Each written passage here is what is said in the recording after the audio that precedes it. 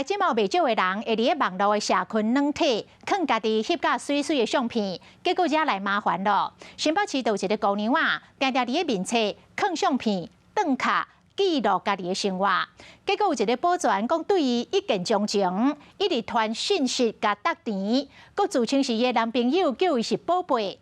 这个姑娘啊，歹甲插，这个保全怎翕家己真歹在的相片，传互这个姑娘啊，佮甲恐吓。这个姑娘啊，袂堪离落去甲告，啊，这个保全去互抓起来咯。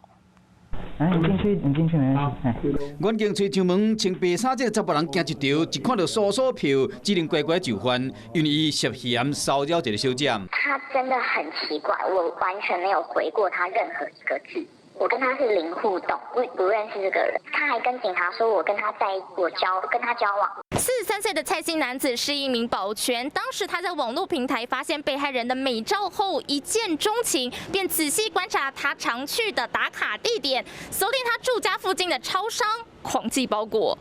毋但安尼尔，这查甫人为2021年底就一直用面册 IG 传消息，自称讲两个人是情侣，甚至传入对方本爱相片，佮恐吓讲若无要甲伊做伙，后一摆见面就要甲献脆皮，和被害小姐有够困扰，就咧甲告。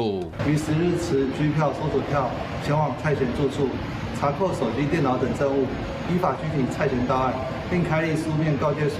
依照统计，经司法6月份实施到7月底，警方已经受理685件案件，其中以同性的骚扰上济，有403摆。那对了网络的骚扰要安怎？因为现在收回啊，或是这些删除留言的很方便，所以要截图，然后直接跟他讲说我不喜欢你这样的行为，你这样的行为已经违反我的意愿了。